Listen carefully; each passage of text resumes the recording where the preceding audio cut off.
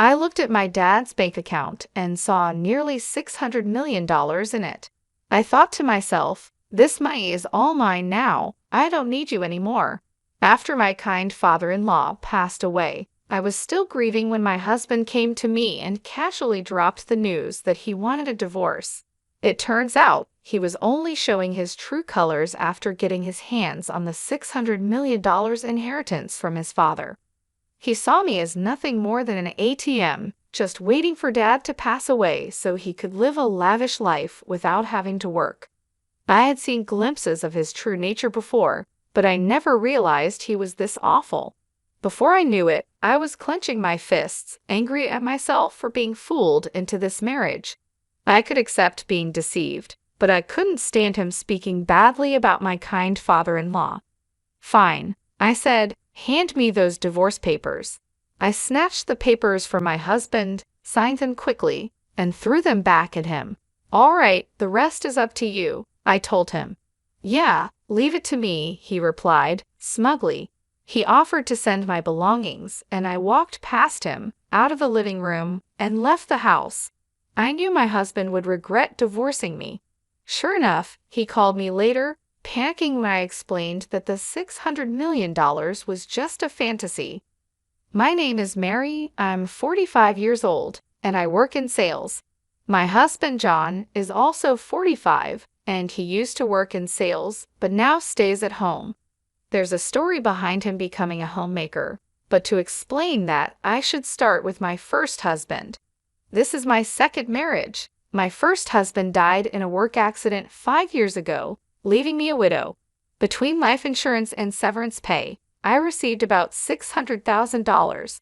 Since my first marriage happened later in my 33s, we didn't have any children. I inherited the money along with my ex-in-laws, but they told me, we're almost 82 years old and don't have much time left, so we don't need it.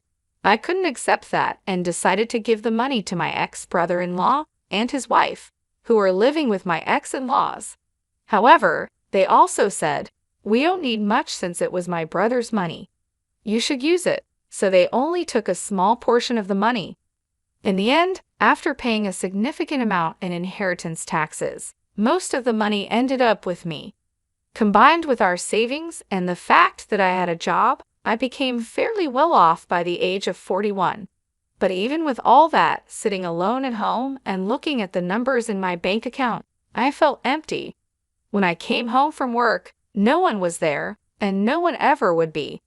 The bed beside me stayed perfectly made, just as it was before I went to sleep. The worst part was when I accidentally made breakfast for two.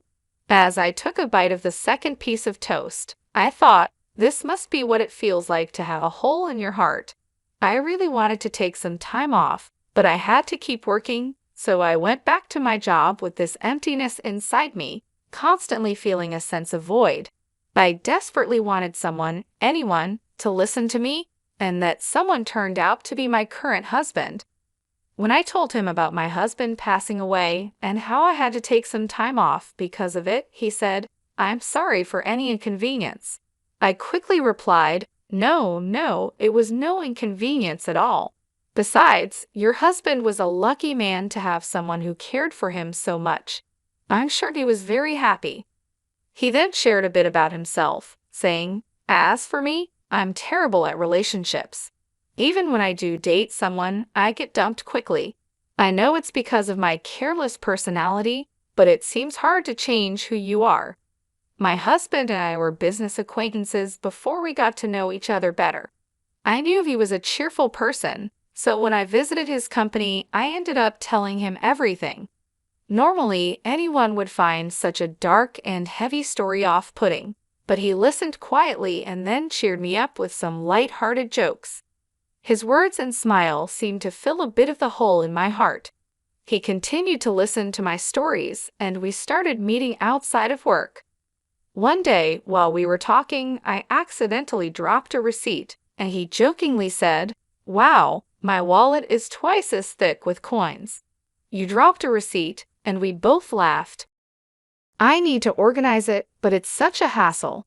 When he tried to pay at a store, receipts started falling out as he pulled out some cash. I picked up the receipts and handed them back to him, and he stuffed them back into his wallet, complaining about the coins. It seemed like the receipts were also making his wallet bulky. "You're like a kid, John," I teased. "What? I'm 45, you know," he replied. Just as he said, he was a bit careless, but watching him, I felt the hole in my heart slowly start to close. We kept meeting privately, and a year later, he told me he had feelings for me. It had only been a year since my previous husband passed away, so I was torn, but I felt like my late husband was telling me, "Don't stay stuck, move forward." So I decided to start dating John. People around us had their opinions, but making that important decision helped me begin to heal. However, just a month later, John gave me an even bigger concern and asked me to make an incredibly important decision. Shouldn't we get married? Given our age, it's better to decide sooner rather than later. This time, I couldn't hear my late husband's voice guiding me. It felt like he was telling me to trust my own intuition and keep moving forward, so I decided to marry John. "Okay, let's get married," I said, surprising even myself with how quickly I made that decision. It was likely John's personality rubbing off on me. I started to think that a bit of carelessness wasn't so bad if it made me more positive. At the same time, I learned from John that too much carelessness could be problematic. "Wait, live with your dad?" I asked. "Yeah, just recently, he got sick and needs help with daily living. He kept working past 73, thinking he was still young, and now this happened." "What about your mom? Is she helping him?" "Huh, didn't I mention it? My mom's not around. My parents divorced when I was young, and I haven't seen her since. This is the first I'm hearing of it. Sorry, don't be mad, but it's a heavy topic to bring up when we weren't sure about getting married yet, right? I figured I'd tell you later. Even if you put off talking about living together, you could have told me about your parents. I would have known that living together might be an option." "Well, let's not sweat the small stuff. Just meet my dad and then decide if you're okay with living together. And if I say I can't live with him, we'll figure it out then," John said with a smile, but I couldn't smile back. "I'm not planning to say I don't want to marry you just because I don't want to live together. I just wish he had told me the important things earlier. I thought being careless wasn't so bad, but now I see it's not a good thing after all." In the end, I agreed to meet his father, as John suggested. Then I began to understand what he meant by small stuff. "Your house is pretty big," I said. "Just a bit. It's just me and Dad, so we have some extra rooms. If you move in, you can use any of the spare rooms," John replied. I was about to meet his dad for the first time, so I was a little nervous. Ignoring my feelings, John opened the gate and walked towards the front door. His house was 3 stories high, slightly bigger than the neighboring houses. Living there with just the two of them seemed quite luxurious. That's what I thought, but John seemed dissatisfied.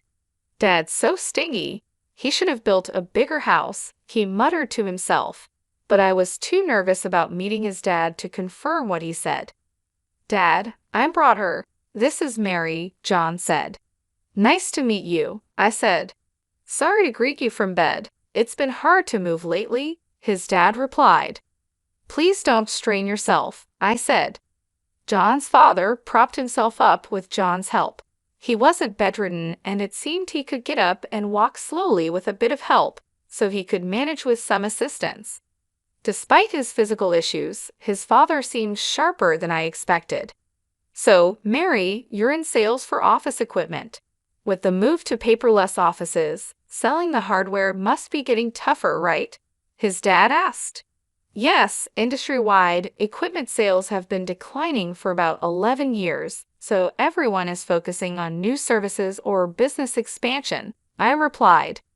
"Considering that the domestic market for the equipment is almost saturated, you need to look at countries where there's still demand for new services. IT integration might be the way to go. I think there's something called MPS, right?" he said.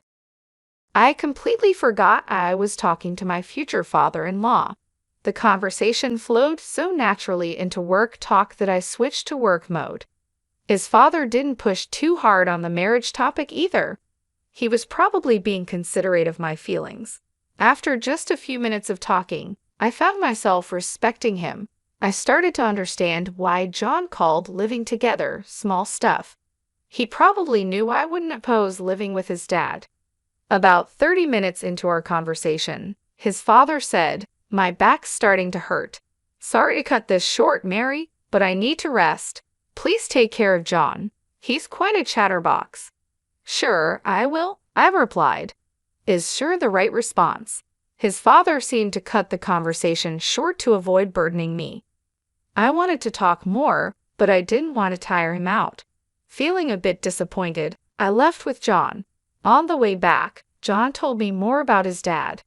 "Dad's a serial entrepreneur," John said. "A serial what?" I asked. "A serial entrepreneur. He starts companies, grows them, then sells them. He's done it multiple times," John explained. "You can just buy and sell companies like that?" I was surprised. "Well, yeah. Selling one company involves millions of dollars. Starting and growing a company also needs a lot of money, so the sale isn't all profit. But still, Dad's pretty well off. He just doesn't like to spend.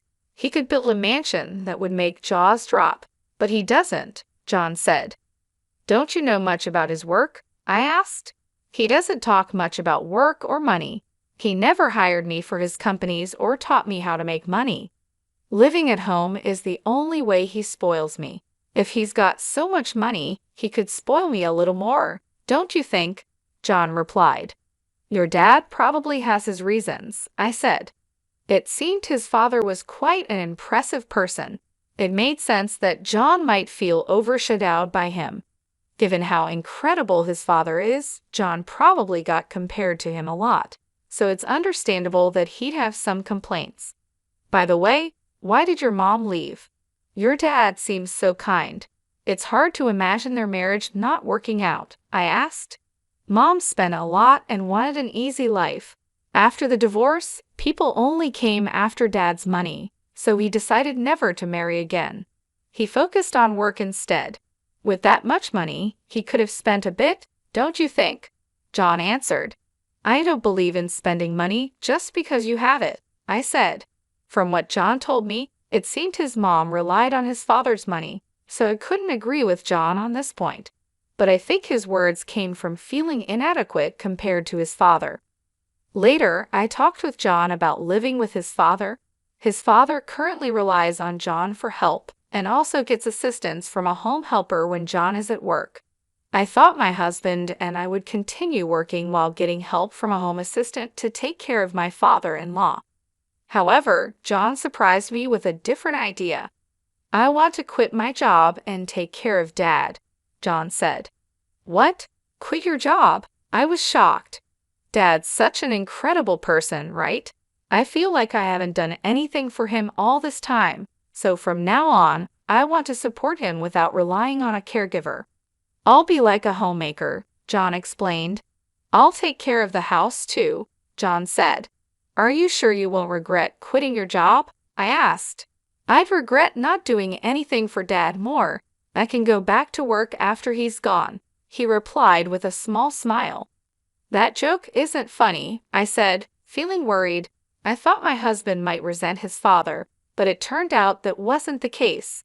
Despite everything, he really cared for his dad. "If you're going to be a homemaker, you better handle the housework properly," I warned. "Leave it to me," John said, puffing out his chest confidently. Since my father-in-law would cover his own expenses and my income would be enough for the two of us, I decided to leave the housework to my husband. When we got married and started living together, everything went as planned. I worked and John took care of the house. He managed the chores, handled the finances, and supported his dad. When I tried to help, he would say, "You're tired from work. I'll handle the house stuff. You rest."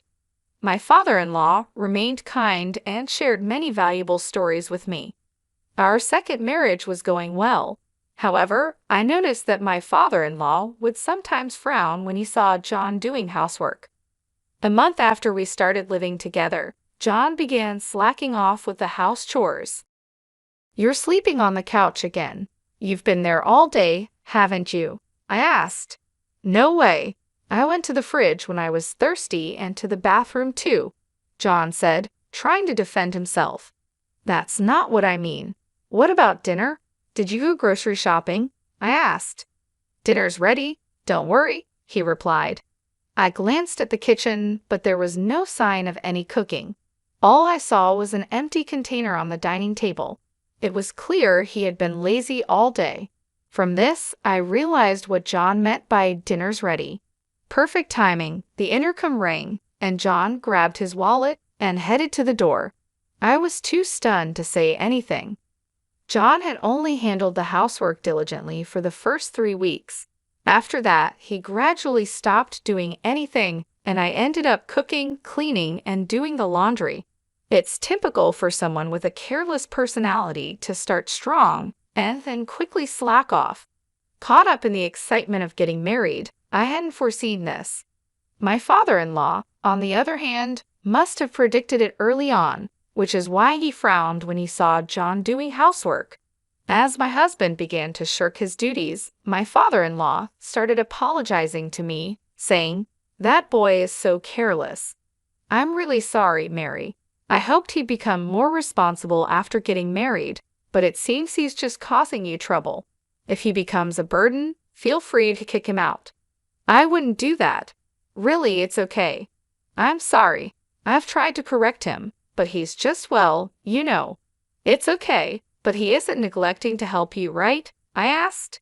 "No, he does help me, at least a little," I replied, noticing a slight change in my father-in-law's expression. It was clear that John wasn't completely ignoring his father, but he also wasn't doing a third job. Still, my father-in-law was probably downplaying the situation to avoid any conflicts between us. "I'm sorry," I said. "No, Mary, you don't need to apologize," my father-in-law replied. With just one word, "sorry," he seemed to understand what I was feeling. We both apologized, and there was a bit of awkwardness between us. To break the tension, my father-in-law quickly changed the subject with a brighter tone. "Oh, I'm doing some end-of-life planning and need your help. I'm not confident in John handling it." "End-of-life planning? It's not as negative as it sounds. I just want to avoid any trouble later." "Got it. If there's anything I can do, I'd be happy to help." Talking about John made us both cautious, so we ended up avoiding discussions about him and housework. It was an uncomfortable way of being considerate, but there were also thoughtful gestures that made me happy. "Is there anything inconvenient at home?" my father-in-law asked. "Not really, but the bathroom could use some fixing." I had just wanted the water heater checked, I said, but my casual comment turned into something much bigger. "Wait, what's this?" I exclaimed when I saw the changes. My father-in-law had contacted a contractor he knew, and they completely renovated the bathroom. Not only were the tub and shower replaced, but the walls and floors were redone with special coatings to resist grime, and the drain was redesigned to make cleaning easier. They even installed a bath lift to help my father-in-law get in and out easily. "Now I can enjoy a nice clean bath, and it's easier for me to get in and out," he said. It was an extravagant use of money, and this happened a few times where a small request turned into a huge upgrade. I learned not to ask my father-in-law for small favors lightly, yet my husband still called him stingy. I couldn't understand how John could see it that way, given how generously his father spent money. Out of curiosity, I asked my father-in-law about his most extravagant spending. "What's the most luxurious thing you've ever done?" I asked. "I started a seafood company in Germany, built the office and the factory from scratch. That cost a fortune." "A company in Germany? That's impressive, but it was work, right?" "Well, yes and no. I did it because I wanted to, so it was more like a hobby." "Why seafood in Germany? Was it because it was profitable?" "No, I had no knowledge or connections and didn't think about profits. Germany exports a lot of seafood, and we import a lot of it. I love seafood, so I thought I could make money and eat all the food I wanted, he said, looking happier than I'd ever seen him. He must have really enjoyed that time, but if he just wanted seafood, he could have bought as much as he wanted. Starting a company overseas seemed extravagant. Do all successful people think this way? It's a world far beyond the understanding of an ordinary person like me. It made me realize that my father-in-law wasn't stingy. He was just careful about when and where to spend money. My husband just didn't understand that. One day, my husband burst into David's room and vented his frustration at both of us. You listened to Mary's requests, but not mine. Are you talking about the bathroom? You use it too, right? And since cleaning is easier now, it's a big help to you as a homemaker, right? Mary gets to enjoy a nice bathroom, and it's convenient for me too. No one loses here, David replied calmly. My husband clicked his tongue loudly and stormed out, slamming the door behind him. I'm really sorry, I said. It's fine, but why don't you listen to your son's requests? I asked. He's like his mother.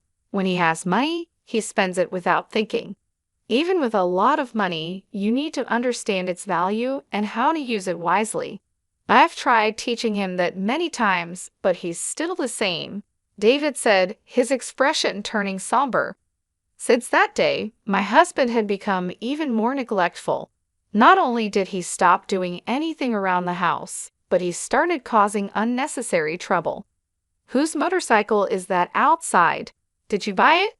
No one else's motorcycle would be here. I yelled at my husband as soon as I got home from work, but he just polished an expensive-looking golf club in the living room without even looking at me.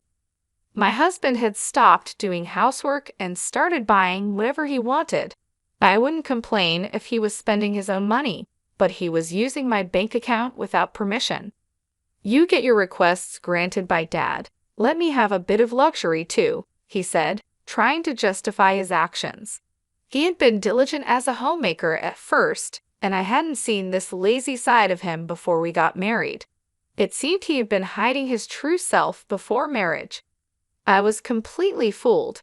When we got married, I told my husband, if my salary isn't enough for our living expenses, feel free to use the money in my account.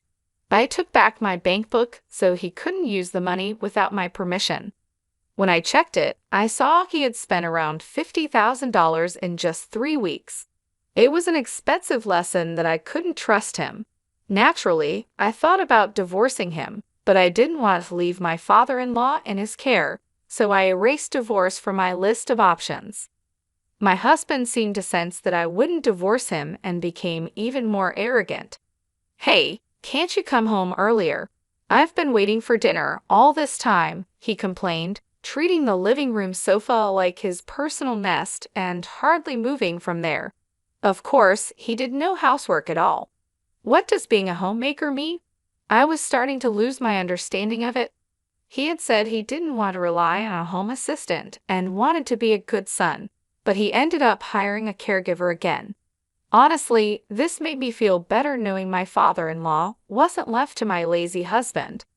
I decided to avoid my husband as much as possible, thinking, let sleeping dogs lie. With this mindset, the year flew by quickly. Then a significant event happened for both me and my husband. Thank you for everything. My father-in-law passed away just before turning 81. The time I spent with him was short but incredibly meaningful to me. It felt like we had spent 11 years together. Even after the funeral, I couldn't pull myself together and felt a deep void in my heart. As I sat in the living room, lost in emptiness, my husband walked in with a cheerful expression. Hey, let's get divorced. What? That single word snapped me out of my daze. He was waving the divorce papers in my face. It wasn't a misunderstanding or a joke. I found Dad's bank account. Guess how much is in it? Nearly $600 million, so this money is all mine. You're no longer needed, ATM. When Dad collapsed a year ago, I didn't want to deal with taking care of him, so I looked for a wife. I figured you'd be an easy catch since you were grieving the loss of your previous husband. I see, so that's why you were in such a hurry to get married. That's part of it, but then I changed my strategy. You inherited money from your late husband, right? You never talked about it, but I figured his retirement and insurance would be substantial. I took care of Dad while you acted as the ATM until he passed away. It was easier than working. Now that Dad's gone, I'm set for a lavish life with his inheritance. Do you think you can get away with this? I asked, feeling the anger rising. Of course, I'm his son, so it's only natural I inherit his wealth. He worked until he collapsed, and I thought he'd live until 87, but he died sooner than expected, so I'm lucky, he replied smugly. I realized I was clenching my fists. It was my fault for being tricked into marrying him, and I could accept that. But I couldn't forgive him for speaking so badly about my kind father-in-law. I was ready to punch him, not caring about the trouble it might cause later. But then I felt like I heard my father-in-law's voice saying, "Stay calm." Right? There was no need to do anything rash. Are you sure about this? All right, give me the divorce papers, I said. I snatched the papers from my husband, signed them on the spot, and handed them back. Thanks for making this easy.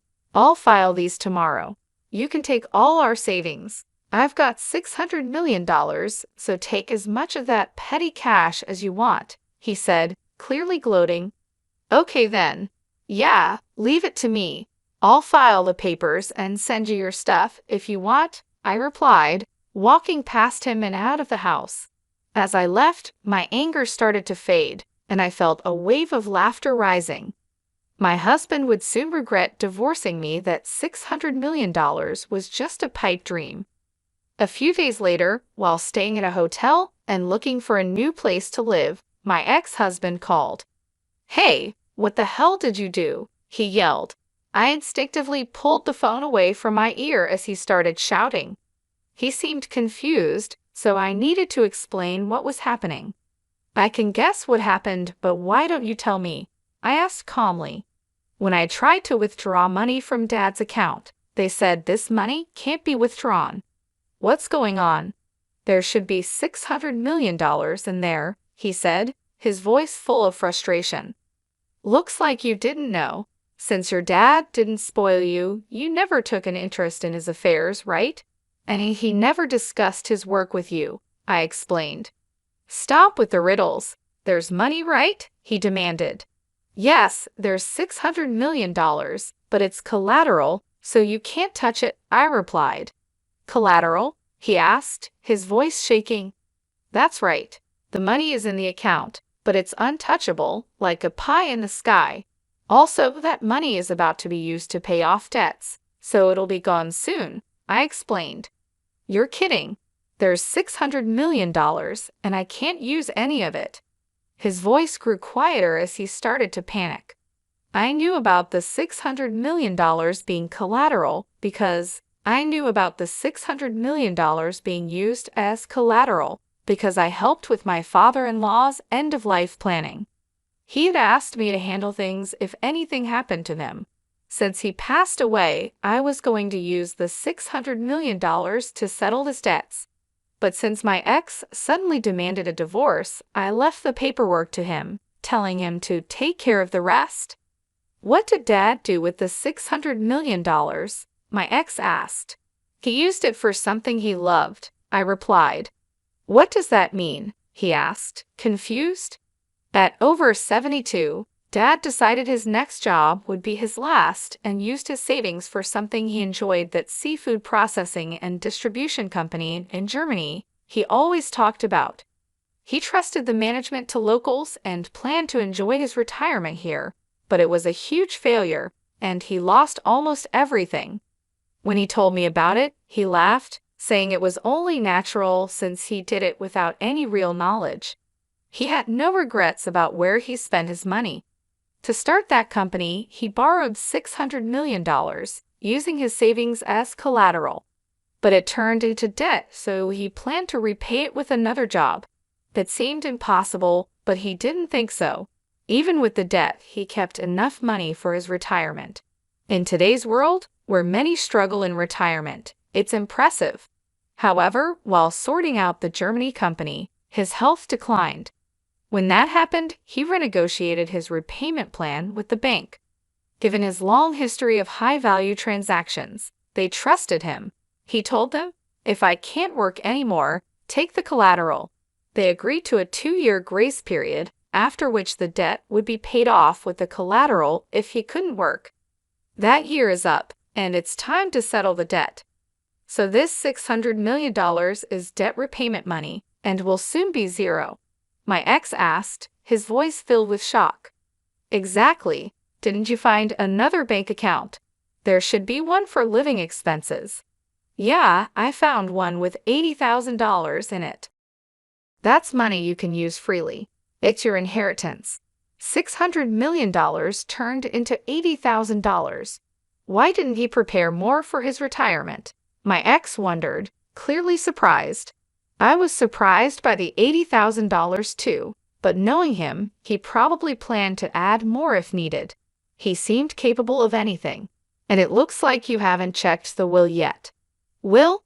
Dad told me he'd leave me about 20%, my ex said. We're divorcing, so you could contest it as infringing on your rightful inheritance, but I'd like to honor his wishes. I hope you'll agree to the 20%, I said, noticing he was breathing heavily. He thought he'd get $600 million, but the amount kept shrinking, and now he was panicking. Why did he waste so much money? He could have bought anything with $600 million, my ex yelled, frustrated. Yelling at me won't change anything. He was happiest when he talked about that time, so he had no regrets. It was his money, and he used it. He planned to repay the debt himself, so no one can complain. You just jumped to conclusions and got ahead of yourself, I replied. Why are you so panicked? I asked. The truth is, I thought I'd get $600 million, so I spent all my own money. My account is empty, he admitted. What? Seriously? I was shocked. My ex-husband had been spending money he didn't even have yet.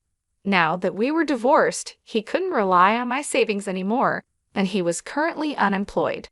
I finally understood why he was so panicked. Still, you have a roof over your head and a house, so you can rebuild your life, right? I suggested. I'm almost 54, unemployed, and have only a little savings. What's going to happen to me? Please help me, he pleaded. Me? You have savings and a job, don't you? Why should I help an ex-husband? You're suffering the consequences of your own actions, I said firmly. Please, let's pretend the divorce never happened, he begged, but I ignored his pleas and hung up the phone. Having a careless personality is definitely not a good thing. With that thought, I went back to looking at property listings. Surprisingly, my ex-husband did follow through with the will and gave me $40,000 for my father-in-law's inheritance. That made up for the money he had taken from me. He probably thought it was too much trouble to fuss over $40,000 after dealing with the $600 million situation. He also apparently started working in sales again, but he didn't seem to be taking it seriously. The shock of not getting the $600 million affected his motivation, leading to frequent mistakes. After a month of struggling under the scolding of younger supervisors, he saw his paycheck and lost motivation, comparing it to the $600 million he missed out on. He quit after just a month and is now a part-time worker, barely making enough to get by. But with that, his savings of $600,000 won't increase. In fact, it'll probably decrease. I wonder if he's thinking about his retirement? Well, whatever trouble he gets into now is not my concern. There's no ATM for him anymore. He'll have to work hard. I rented a small condo and started living on my own. I put the $40,000 from my father-in-law into my bank account. I consider it a kind of talisman, so I don't plan on spending it. Seeing it in the account feels like I'm carrying a bit of my father-in-law's work spirit with me, which motivates me. Today, I'll draw strength from him and do my best at work.